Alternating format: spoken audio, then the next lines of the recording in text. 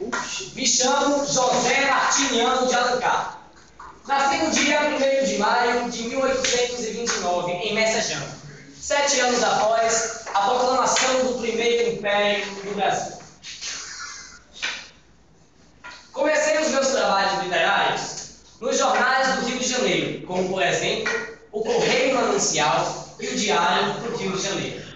Fui casado com Gregoriana Augusta e, acreditem ou não, sou filho de uma relação proibida, pois o meu pai, José Martiniano Pereira de Alencar, era um padre e foi para a cama com uma prima dele, o que resultou no meu nascimento.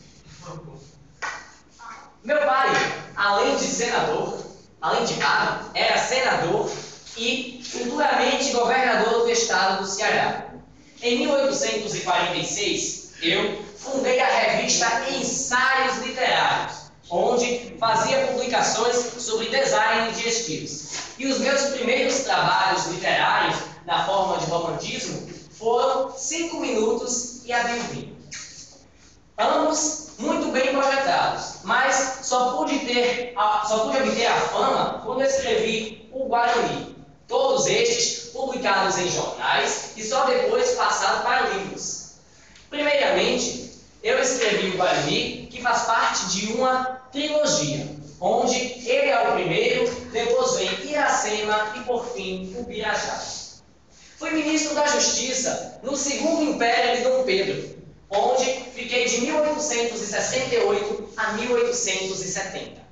Em 1872, eu fui pai de Mário de Alencar. Mas eu não sei se fui tão pai assim, pois as más línguas dizem que ele era filho de Machado de Assis.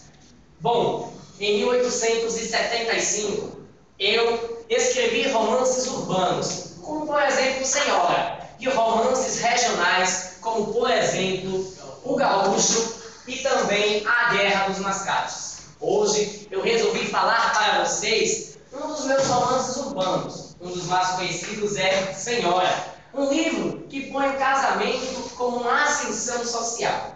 Bom, ele abre as portas para o diálogo sobre a parte do comportamento das pessoas na segunda metade do século XIX. Este livro pode-se encontrar a forma de narração romântica e põe o amor como remédio para todas as causas.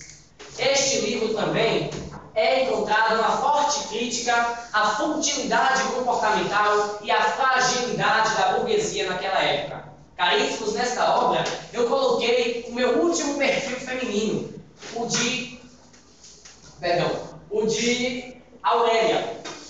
Aurélia, uma moça pobre e de caráter forte, onde é noiva de Fernando Seixas, um homem forte, bonito e que a amava muito. Mas, por ele ter uma forte ambição e seu pai já está morto, ele gasta todo o dinheiro da família e deixa ela totalmente falida. Assim, ele deixa a sua mãe viúva e a sua irmã solteira na miséria. Assim, ele conhece Adelaide, moça que ele não amava, mas que tinha um forte dote, e assim poderia levantar novamente a sua família para a alta sociedade. Logo, ele termina o seu noivado com Aurélia e, enfim, marca noivado com Adelaide e consegue salvar a sua família. Aurélia, cheia de raiva e ódio, começa a desprezar todos os homens, mas, infelizmente ou felizmente, da noite para o dia, o seu avô morre e deixa para ela toda a herança. Então, da noite para o dia, ela passa a ser a mulher mais cortejada e rica do Rio de Janeiro. Assim, tomada por vingança, ela manda o seu mentor ir atrás do seu ex-noivo para comprá-lo, fazendo com que ele assinasse um contrato dizendo que iria se casar com ela e receberia 100 réis, mas só poderia conhecer a noiva no dia do casamento. Fernando assina o contrato sem nem piscar o olho, termina o noivado com Adelaide e logo mais assina o contrato para casar com esta noiva misteriosa. No dia do casamento, ao entrar na igreja, Fernando descobre que a noiva é Aurélia e assim ele casa-se e fica muito feliz. Mas na noite de núpcias, antes de consumar o casamento, ele é humilhado profundamente por ela, pois ela chama ele de vendido e de apoiado nos outros. Ele cai em si e descobre que realmente foi um tolo, pois se vendeu por dinheiro. Assim, ele trabalha para ela como escravo, pois assinou um contrato e tinha obrigação com ela. Passa 11 meses morando na mesma casa e vive todos os dias sofrendo sarcasmo e ironias. Assim, ele consegue, depois desses 11 meses, pagar a sua dívida com ela e finalmente consegue se ver livre dela. Mas, em vez de ir embora e deixar aquela mulher que fez ele por escravo, ele declara seu amor para ela e diz que estava arrependido do que fez com ela logo no princípio.